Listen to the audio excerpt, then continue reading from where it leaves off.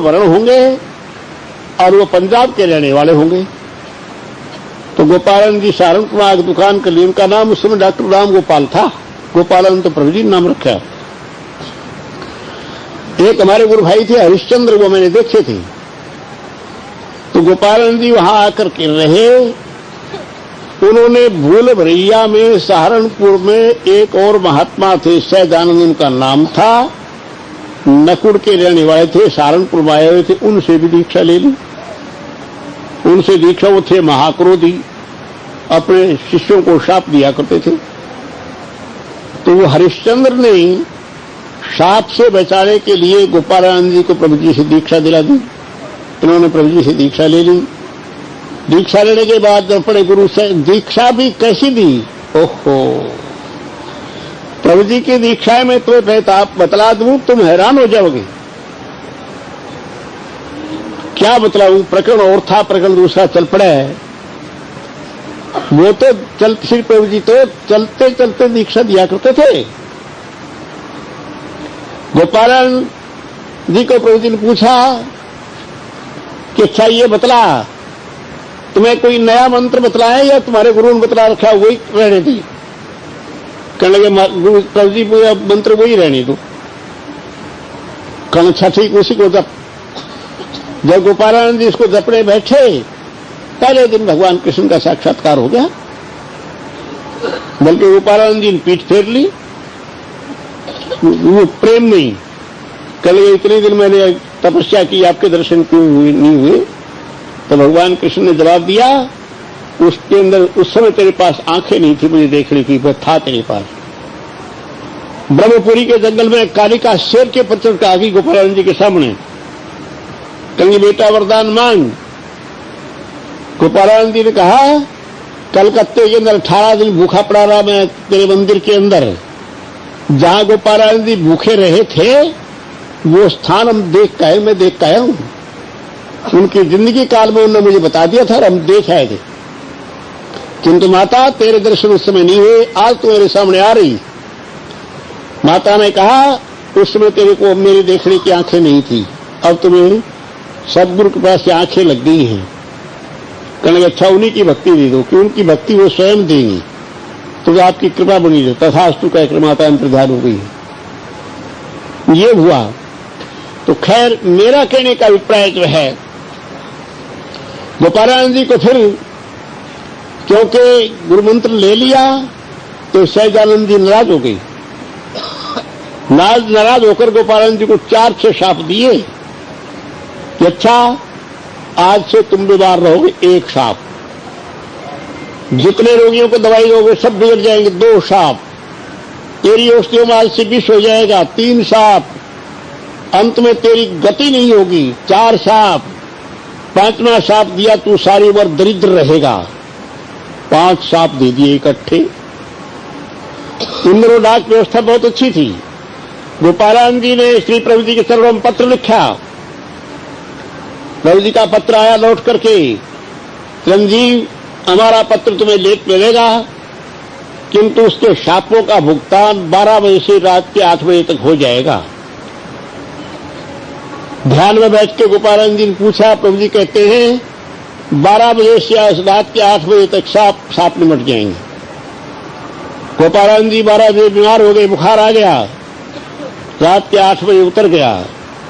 12 बजे से लेकर औषधियों में विष हो गया।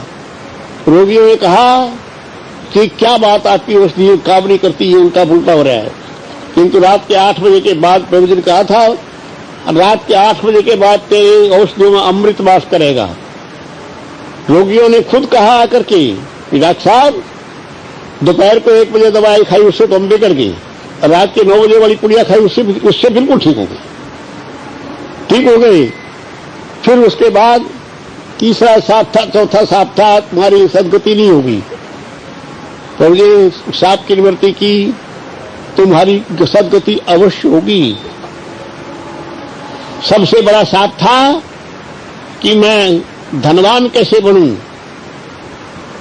प्रभु जी ने कहा कि अच्छा, ये एक नुस्खा दिखलाया, ये नुस्खा नोट कर लो। गोपालानंद जी ने ये बात मुझे स्वयं बताई थी अपने मुख से। उन्होंने वो नुस्खा ध्यान में देखकर नुस्खा लिख लिया। प्रभु जी ने कहा इसका नाम और इसका रजिस्ट्रेशन अपने नाम से करा लो। रजिस्ट्रेशन कराने के लिए गए। रजिस्ट्रेशन करने वाले अधिकारी ने कहा कि इसको अंग्रेजी में लिखो। गोपालानंद जी ने कहा आप ही लिख लो जरा। उन्होंने अंग्रेजी में लिखा और मंजूर कर दिया, तुम बना सकते हो। फिर पूछा प्रभु जी मेरे पास पैसे नहीं है, तो बनाऊं कैसे? तो ये ध्यान में एक आदमी की शक्ल पकड़ करके दिखा दी कि इसकी शक्ल देख ले। क्या प्रभु जी देख लिया कि ये एक सेठ है पैसे वाला, ये कल 9 बजे तुम्हारे पास, इसको पता लग गया तुमने इस नुस्खे का रजिस्ट्रेशन कराया है। कल 9 बजे तुम्हारे पास इतने 1000 रुपए लेकर के आएगा और ये कहेगा कि दवाई नुस्खा बनाने का सारा खर्च मैं करूंगा, क्योंकि तुम मुझे इसमें सीरी बना लो। उससे पैसे ले लिए और सीरी बना लेना, फिर उसके बाद तो उसको सीरी रखना या न रखना तेरी इच्छा की चीज है। एक बार पैसे उससे ले लिए। ठीक 9 बजे दूसरे दिन आ जाता है वही आदमी, कहिए डॉक्टर साहब खर्च मैं करूंगा सारा, पैसे आप मुझसे ले लीजिए, नुस्खा बना लीजिए, किंतु मुझे सीरी बना लीजिए। क्या करते अंतर्यामी, अंतर प्रेरक क्या करते हैं? गोपालानंद जी कहते हैं अच्छा सेठ जी बैठ जाओ, मैं जरा भजन कर लूं। गोपालानंद जी ध्यान में बैठ गई। ध्यान में बैठ करके प्रभु जी से पूछते हैं प्रभु जी मैं धनवान हो गया तो मेरी क्या गति होगी, और कंगाल रहा तो मेरी क्या गति होगी? प्रभु जी बताते हैं कि तू धनवान हो गया तो लाखों करोड़ों का मालिक बन जाएगा और तेरी शादी 2 स्त्रियों से होगी। वो 2 स्त्री तेरे प्राण खाती रहेंगी, हर समय तेरे जीने नहीं देंगी, मार कर छोड़ेंगी, दुर्दशा कर देंगी तेरी। कल गया तो जी मैं शादी नहीं कराऊं तो, न मैं धनवान न बनूं तो प्रभु जी दिखाते हैं पत्थर की चट्टान पर बैठा है, भगवान कृष्ण का साक्षात्कार हुआ है, कीर्तन कर रहा है कि ये हालत होगी तेरी धनवान ने बना तो। उसी समय ब्रह्मचारी गोपालानंद जी ने अर्थात डॉक्टर राम गोपाल ने अपने औषधालय की सारी शीशियों का गट्ठड़ बांध लिया एक कपड़े में, बोरी में डाल करके, और वो लेकर के अमृतसर में आ गए। अमृतसर में उनका पिता लाला गोविंद शरण, क्योंकि गोविंद शरण आर्यवादी विचार के आदमी थे, वो गए गोपालानंद जी को पीटने के लिए। प्रभु जी के चरणों में जाकर प्रणाम करते हैं। प्रभु जी कहते अच्छा बेटा अब तेरा भला होगा। गोपालानंद जी कहते हैं प्रभु जी मेरा भला करने के लिए तो मेरा बाप आ रहा है, डंडा लेकर आया है, रक्ष लेकर के, वो मेरा भला करेगा। और प्रभु जी मुझे ये भय है कि आपका भी आप पर भी वो प्रहार न कर दे। तो ये कहेंगे नहीं, वो तेरा भला करके जाएगा, तू ध्यान में बैठ जा। गोपालानंद जी ध्यान में बैठ गई। उनके गले पर एक सांप चढ़ गया आकर काला। लाला गोविंद शरण गोपालानंद जी को पीटने के लिए कि मैं इसको बनाऊंगा साधु, ये आया महात्मा बनने के लिए, मैं बनाऊंगा इसको साधु। लड़का था उनका, पीट देते। काला सांप चढ़ा था गले में। वो सांप उतर करके गोविंद शरण की तरफ ही मुंह उठा भाग गया। लाला जी पीछे हट गए, फिर दोबारा गए। वो तो अपना अनुमान ये करते रहे कि कितनी बार आएगा सांप, उतर उतर का अपने आप चला जाएगा। दूसरी बार गए, फिर देखा कि गोपालानंद जी गले में पड़े। फिर डंडा लेकर आगे बढ़े, सांप फिर आ गया, पुकार मारता वो लाला जी के पीछे पड़ गया। फिर पीछे हट गए, फिर तीसरी बार गए, तीसरी बार ने मारा झपट्टा तो बस प्राण बचाए मुश्किल हुए, लाला जी भागे, दूर भाग गए। बिल्कुल मन बदल गया। प्रभु जी के चरणों में प्रणाम किया, प्रणाम करके कहेंगे महाराज मेरे लड़के को आप ब्रह्मचारी बना लें। प्रभु जी कहेंगे अरे तेरा एक लड़का है भाई गोविंद शरण, ले जा इसको, इसकी शादी कर, विवाह कर, तेरे बाल बच्चे होंगे, कुल बढ़ेगा, हमारे पास क्यों छोड़ता है? कि नहीं महाराज मैंने तो आपके पास छोड़ दिया, अब आप ही रखिए इसको। कहते हैं अच्छा नहीं मानता कि नहीं, तो बाजार से कपड़े खरीद लाए इसके और पीले रंग का पहना दे इसको, ब्रह्मचारी खुद बना के जा। लाला गोविंद शरण अपने आप ब्रह्मचारी बना गए। उसके बाद प्रभु जी ने पहले दिखा दिया था कि तू इस तरह कीर्तन करता होगा और तुम्हारे आसपास 22 कीर्तन तुम्हारे द्वारा सारे देश विदेश में इस कीर्तन का प्रचार होगा। तो गोपालानंद जी श्री प्रभु जी के चरणों में पहुंच गए थे। उसके बाद श्री प्रभु जी ने लाहौर जाने की आज्ञा दी। गए गोपालानंद जी, श्री मुलुकसाद जी महाराज वही थे। प्रभु जी का पत्र आया, तुम तीनों यहां पड़े हो, चंद्रमोहन को हमारे पास भेज दो, तुम 2 लाहौर चले जाओ। मुलुकसाद जी गोपालानंद जी गए लाहौर, फिर मुलुकसाद जी भी आ गए, गोपालानंद जी रह गए। गोपालानंद जी ने वहां कीर्तन आरंभ किया। मैं भी पहुंच गया था बाद में। कृष्णा गली नंबर 2 में ग्वालमंडी में 100 आदमी बेहोश पड़े थे छत पर, जिसके अंदर मुनि की रेती वाले स्वामी शिवानंद जी भी थे, जिसके अंदर स्वामी सत्यानंद जी थे, जिन्होंने राम नाम की महिमा की भक्ति प्रकाश नाम की पुस्तक लिखी है, आर्य समाधि थे वो। 100 आदमी मैंने अपने आप गिने थे। रात को तुम नमामि शंभो की ध्वनि उच्चारण करते हो। कुछ आगे आगे के लड़के चेष्टा करते हैं कि वो बोले और भी उस रंग में आ जाएं, किंतु बाकी पिछले नहीं बोलते, नहीं तो वो प्रवाह फिर फैल सकता है। करण कारण वो सामने बैठे हैं, उनकी कृपा से उसी प्रकार दोनों की एकाग्रताएं भी हो सकती हैं, ध्यान सबके लग सकते हैं। पर तुम लगाना ही नहीं चाहते तो मैं क्या करूं? जबरदस्ती थोड़ा ही मैं लगाऊंगा जब तुम बोलते ही नहीं, करते ही कुछ नहीं। तो खैर मेरा कहने का अभिप्राय ये, गोपालानंद जी लाहौर में संकीर्तन आरंभ किया। वो कीर्तन बढ़ते बढ़ते सारे संसार में फैल गया। जो पुराने आदमी हैं वो इस बात को जानते हैं कि कीर्तन मंडली गांव गांव में बढ़ गई, घर घर में बढ़ गई। और ये जो कीर्तन तुम बोलते हो ना, गोविंद जय जय, गोपाल जय जय, राधा रमण हरि गोविंद जय जय, ये हमारा कीर्तन है। इसकी रचना तो गोपालानंद जी ने की थी लाहौर में, मैं उस वक्त पास ही था। कृष्णा गली नंबर 2 में ग्वालमंडी में उन्होंने ये रचा था, गोविंद जय जय, कृपाल जय जय, राधा रमण हरि गोविंद जय जय। किंतु उनके सत्संगी, उनके शिष्य वर्ग वहां के थे, उन लोगों ने कहा कि महाराज ये नहीं, कृपाल नहीं, गोपाल जय जय। कल अरे गोपाल मेरा नाम है भाई, ये रानी दो तुम, कि आपका ही नाम थोड़ा ही है, गोपाल भगवान कृष्ण का भी तो नाम है, आप ही गोपाल थोड़ा ही है, गोपाल भगवान कृष्ण। तब उन्होंने ये नाम लगा दिया, गोविंद जय जय, गोपाल जय जय, राधा रमण हरि गोविंद जय जय। कीर्तन हमारा है। आज ये कीर्तन सारे संसार में व्यापक हो गया। लाहौर में जिस समय ब्रह्मचारी गोपालानंद थे, उनकी मौजूदगी में 100 कीर्तन मंडलियां बनी। 100 नहीं, झूठ बोल गया मैं, 20 कीर्तन मंडली लाहौर के अंदर बनी, बड़ी बड़ी।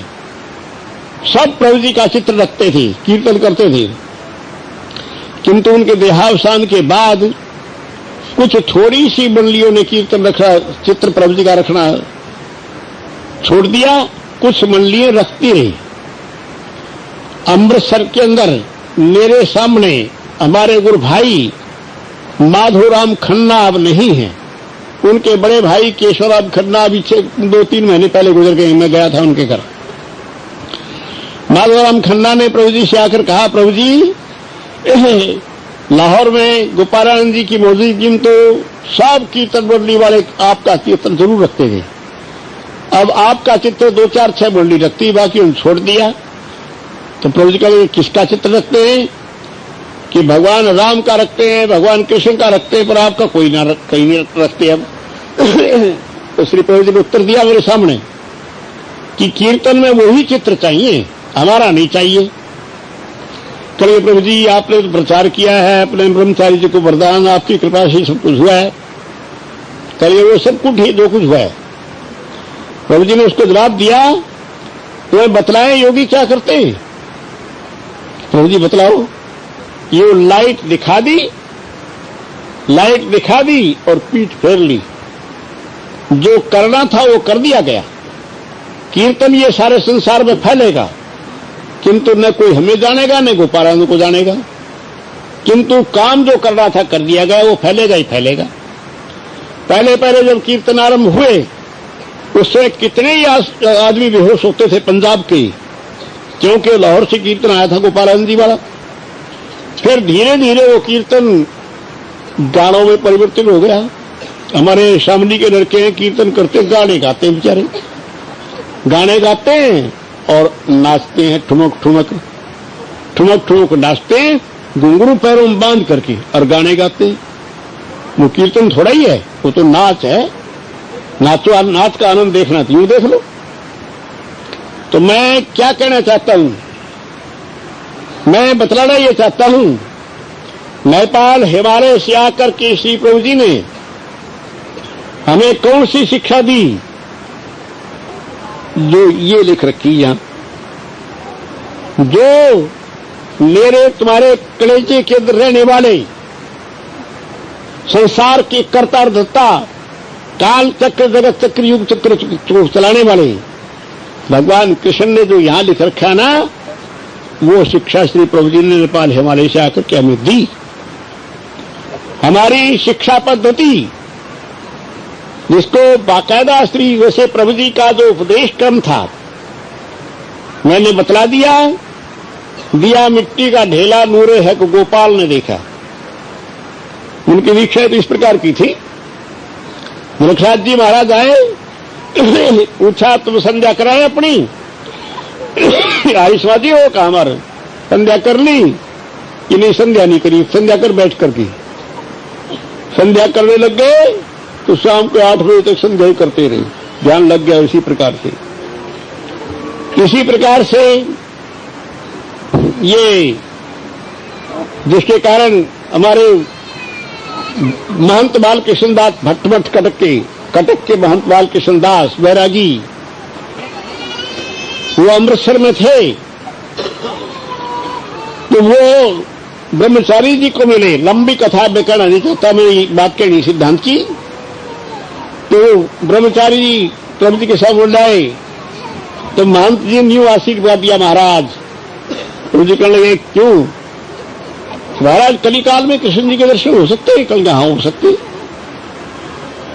तुम अपना भजन कराए कुछ कि कराए, कब थोड़ा भजन पूरा नहीं कर पाए, अच्छा थोड़ी देर भजन कर लो, बाद में पूछना। बस ये दीक्षा दी, थोड़ी देर भजन कर लो फिर बाद में पूछना। भजन करने बैठा दिए तो बैठे रहे 7-8 घंटे, बस भजन होता ही रहा। बड़े बड़े दिव्य अनुभव हुए, बड़ी बड़ी अनुभूति हुई।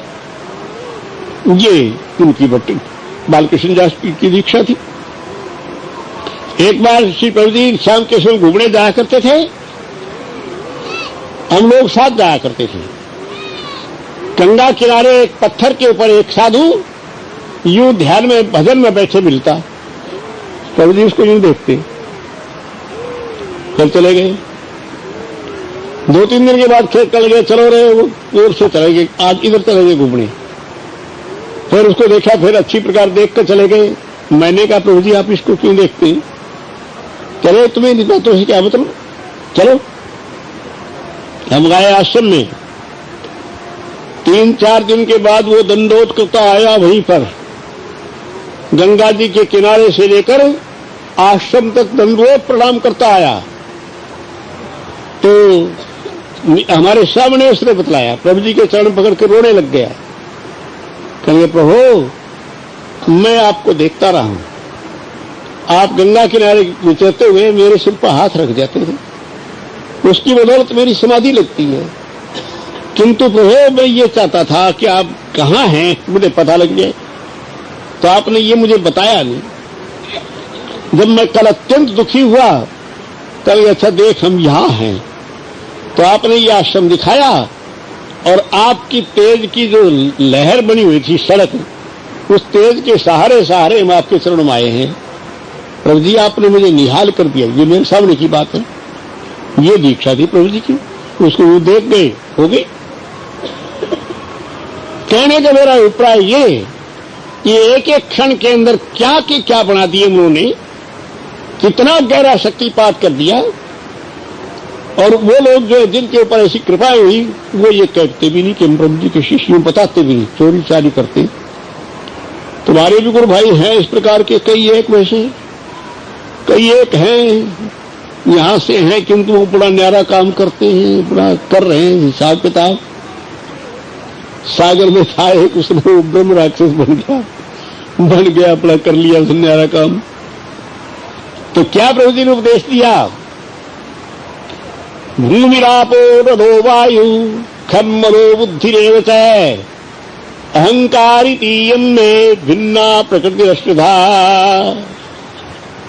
भगवान ने अर्जुन को ज्ञान विज्ञान तृप्तात्मा कूटस्थो बीतेन्द्रिय युक्त इत्युच्यते योगी समलोष्टास्मकांचन, ज्ञान तृप्तात्मा और विज्ञान तृप्तात्मा होने की आज्ञा दी अर्जुन को। ज्ञान तृप्तात्मा वो होता है जिसकी प्रकृति पर पूर्ण हुकूमत हो जाए, प्रकृति का मालिक बन जाए। और कैसे बनेगा? यूं बनेगा, भूमिरापो नलो वायु खम मनो बुद्धिरेव च अहंकारितीयं में भिन्ना प्रकृति रश्मिधा। योगी तो श्री प्रभु जी तो शक्ति वाले बनाना चाहते हैं।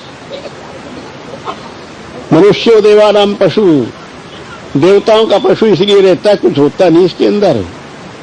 योगी अपनी ताकत के आप मालिक बनते हैं, कुंडली महाशक्ति को जगा करके बस अपने आप हो जाते हैं, सारी शक्ति उनके अंदर आ जाती है। तो भगवान ने क्या उपदेश किया? भूमिरापो नलो वायु खम मनो बुद्धिरेव च अहंकारितीयं में भिन्ना प्रकृति रश्मिधा। पहले अपनी प्रकृति बतलाई भूमि। प्रभु जी क्या बतलाया करते थे? हमारा उनका शिक्षा क्रम क्या था?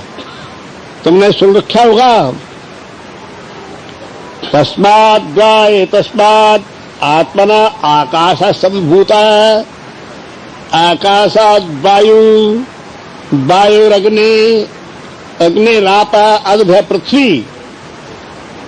और इनका दूसरा क्रम भूमि मूलाधार, स्वादिष्ठान जल, मणिपूर्वक अग्नि, अनाहत हवा, विशुद्ध ये आकाश,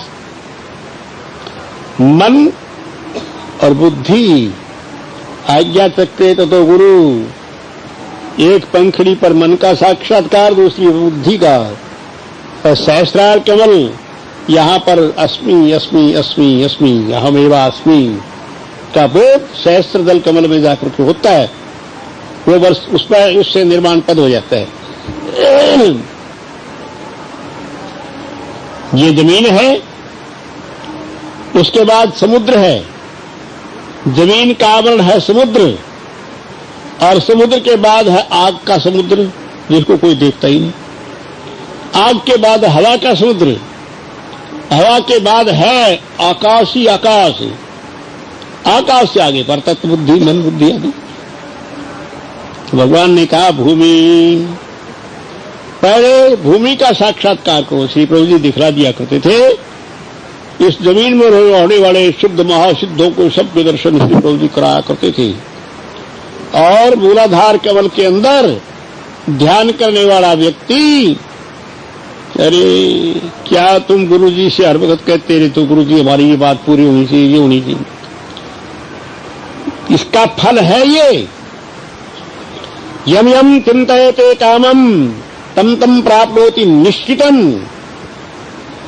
मूलाधार कमल में जो अपने इष्ट देव का ध्यान कर लग जाता है और उनको दिख जाते हैं, तो उनको उनके यम यम चिंतयते कामम, जो जो उनके मन में कामना आती है, तम तम प्राप्नोति निश्चितम, वो उनको निश्चित रूप से प्राप्त हो जाती, जरूरी जरूरी, यदि मूलाधार कमल में ध्यान कर लें तो। और फिर क्या होता है, वहां के अधिष्ठात्री देव में समाधि हो जाए, फिर गंध तन्मात्र का साक्षात्कार हो जाता है, सब जगह सुगंध ही सुगंध देखता है, और गुण मैले होकर गंधो हम की अनुभूति होती है। फिर स्वाधिष्ठान के अंदर जल का प्रत्यक्ष होता है, जल के समुद्र का, और फिर उसके बाद रस तन्मात्र का साक्षात्कार होता है। रस तन्मात्र जीव जिसको रस लेती है, जब से बड़ा रस का प्रत्यक्ष मणिपूरक में जाकर के रूप तन्मात्र का साक्षात्कार, दो मणिपूरक चक्र का ध्यान करते हुए उनको ऐसे दिव्य सुंदर रूप को साक्षात्कार होता है, जो रूप आज तक देखे न सुने, कभी पास तक नहीं गए। अनाहत में जाकर के स्पर्श तन्मात्र का साक्षात्कार। अब तो हम यूं मिट्टी के थैलों में लिपट चिपट करके प्यान मान लेते हैं, और यहां साथ ध्यान करने से दिव्य स्पर्शों की अनुभूति होती है। ये लेख है ऐसा योगी जो यहां कर अनाहत कमल में ध्यान करता है। स्पर्शति चंद्रमसमपि, चंद्रमा को छू लेता है। तुम लोगों की ताकत थोड़ी थोड़ी है।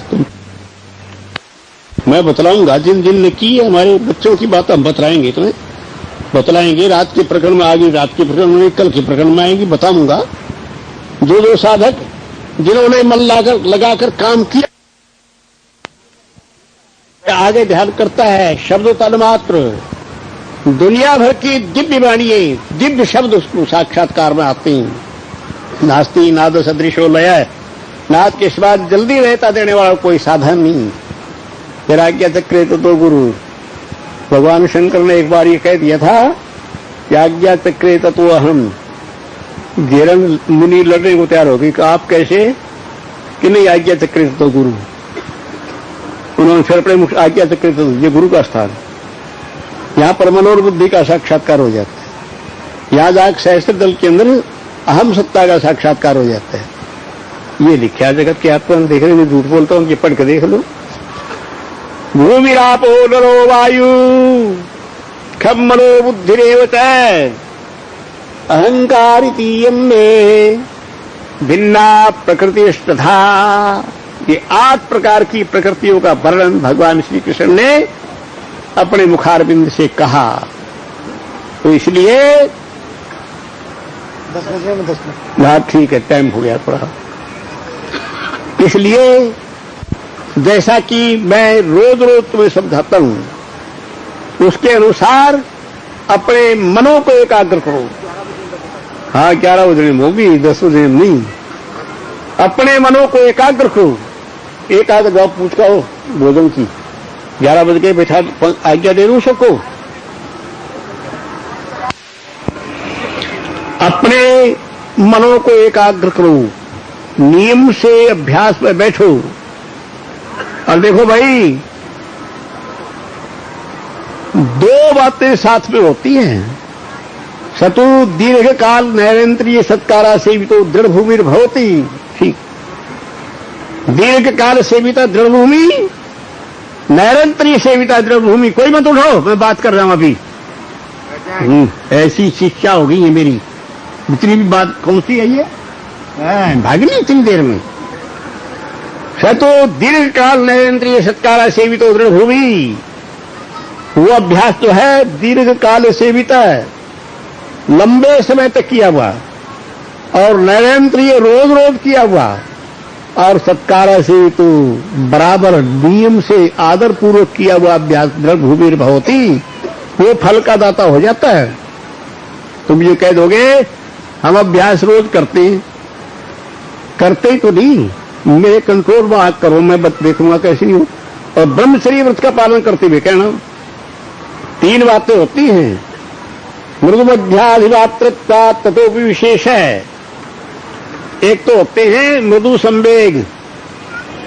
मृदु संवेग सारे हो तुम, हल्की कोशिश करने वाली, थोड़ा बहुत कर लिया गुरु जी की आज्ञा, चलो बैठ लिए थोड़ी देर, ये मृदु संवेग वाला क्या लो। दूसरे मध्य संवेग वाले होते हैं जो उससे ज्यादा कोशिश करें, और तीसरे होते हैं तीव्र संवेग वाले, जिनको ये लगन लगी रहती है कि हम तो करें ही करेंगे, जिनका सिद्धांत ये रहता है देहम वापातेयम कार्यम वासाधेयम, हम अपने शरीर को रखेंगे या खो देंगे, किंतु अपना अभ्यास पूरे करेंगे, वो होते तीव्र संवेग वाले। तो इसलिए तीव्र संवेगानाम आसन्ना समाधि लाभ समाधि फलंत भवति, और दूसरे तीव्र संवेग मधुमध्याधिमात्रता ततो विशेष है, तीव्र संवेग वाले हों और फिर उसके बाद उपाय तीव्र हो। लगन तो है तीव्र, और किसी ने कह दिया भाई करते रहो थोड़ा बहुत, मारा घुमाते रहो, कुछ नहीं। तीव्र संवेग हो और उनका उपाय भी तीव्र हो। यहां से कलकत्ता पैदल भी जाया जा सकता है, कलकत्ता रिक्शे तांगे से भी जाया जा सकता है, घोड़े पर चढ़ के भी जाया जा सकता है, मेल ट्रेन से भी जाया जा सकता है, और हवाई जहाज से 1 घंटे भी जाया जा सकता है। तो देखो उपाय तो है तीव्र, ये तो हवाई जहाज का रास्ता है योग वाला। तो योगी तो हवाई जहाज में उठते हैं, इसलिए नियम बना करके प्रयागराज में तुम बैठे हुए हो, यदि मेरी बात को मानते हो तो चलते फिरते उठते बैठते अपने गुरुमंत्र का जाप जारी रखो, अक्षय पुण्य मिलेगा, बहुत पुण्य मिलेगा, बहुत ज्यादा है। और खूब संयम नियम से अच्छी प्रकार से रहो। और दूसरी बात यह है कि प्रातःकाल का जो टाइम है वो तो 5 से 7 बजे तक का, अब हम जल्दी जाने लग गए हैं मेले की अधिकता के कारण, और कल हमें वहां जाना भी कठिन दिखाई देता है, घाट तक पहुंचने में दिक्कत सी दिखाई देगी। कल से शायद सवारी सूर्य बंद हो जाए, परसों से तो बंद रहेंगी बिल्कुल पक्की बात रहेगी। तो इसलिए कुंभ के परम का महात्म्य लाभ करते हुए तुम अपने गुरुमंत्रों का जाप करो बैठ करके, ज्यादा से ज्यादा, खूब जितना ज्यादा जपोगे उतना ही कल्याण का स्रोत खुलता चला जाएगा, कुंभ स्नान का सारा फल मिलता चला जाएगा, खूब मिलेगा ज्यादा। अच्छा, मैंने इतनी बातें समझा दी, प्रकरण इस प्रकार का आया था, मैंने इसी प्रकार की इतनी बातें कही। देखो, इसलिए अपने निरंतर अभ्यास को बढ़ाओ। मेरे से ये मत कहो कि आप कृपा करो, आप कृपा करो, वो करने वाले कृपा तो अपने आप कर देंगे। तुम आंख बीच कर बैठ तो जाग लो 2 घंटे रोज, ये तो इलाहाबाद में है। अब कई दिन से मैं प्रातः काल देखता भी नहीं कौन कौन बैठते हैं, कौन कौन नहीं, सब छोड़ छाड़ दिया बैठते हैं। कोई 5 से 7 बजे तक आपने नियम रखा है, बैठ जा करो, प्रेम मंत्रों का जाप करो, और जो ध्यान की पद्धति बताई है उस पर का अपना ध्यान करो। ऐसा करने पर वो सर्वशक्तिमान हमारे श्री प्रभु जी जो हैं वो ऐसे गुरु नहीं है, कानावाती कुर तू चेला में गुरु, ऐसे गुरु नहीं है। वो तो करण कारण हैं, काल तक जब तक को घुमाने वाले हैं। नेपाल धाम में बैठे हुए भी यहाँ दिखते हैं हर एक किसी को, और जो उनकी दृष्टि में पड़ जाएगा वो तर जाएगा, उसकी अंतर स्थिति बन जाएगी। इसलिए शास्त्रीय सिद्धांत की थोड़ी सी बात मैंने सुना दी, इनको सुन करके देखो, तुम भूल मत करो, अंतर जगत में प्रवेश करो, ध्यान में बराबर बैठो, अपने मंत्रों का जाप करो, भीतरी प्रकाश को पा जाओगे तो निहाल जाओगे, तर जाओगे, ताराने वाले बन जाओगे। बस इससे आगे की बातें हम फिर कल की बात